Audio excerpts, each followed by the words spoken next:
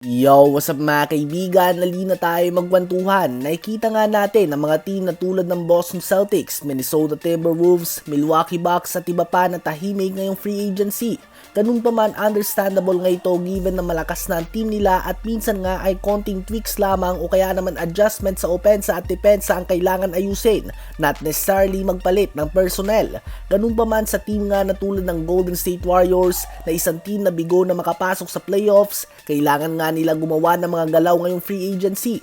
Ganun pa man, mukhang tulog pa nga ang GM ng Warriors Mike Dunleavy Jr. sa pansitan. Halos lahat nga ng teams ay gumawa na ng galaw habang siya nga ay tahimik pa din at tila ba hindi nila kailangan ng bagong players. Hinayaan niya nga si Chris Paul na umalis sa free agency na parang pinamigay niya lang din ng libre si Jordan Poole noon na naging key piece ng kanilang championship run. Si Klay Thompson naman ay posibleng may problema nga sa front office dahil kung ang issue nga ay gusto niya ng mataas sa sahod, bakit kaya handa siyang pumunta sa Mavs o Lakers na mas mababa ang sahod na kikitain niya?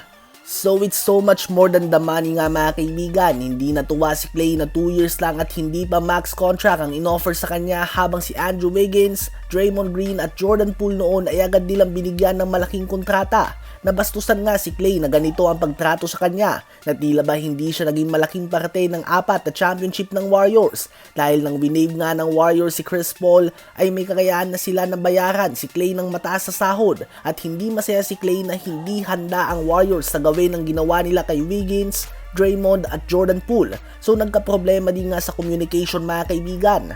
Well, okay lang naman nga na umalis si Klay kung may makukuha ka nga na kapalit niya. Subalit pumirma na nga si Paul George sa Sixers. Si KCP ay nasa Magic na. So ang matitira nga sa Warriors ay mga tira-tira na 3rd or 4th option ng ibang team.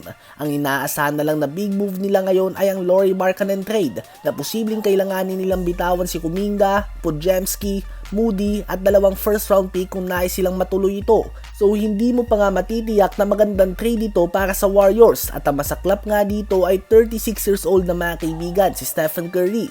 Hindi na nga bumabata ang 2-time MVP at nasa mga huling taon na siya ng kanyang prime. Nakita nga natin na nagkaroon na siya ng slight decline last season kung pagbabasehan natin ang kanyang mga stats. The last thing you want ay ang ma-frustrate si Stephen Curry at humingi ng trade.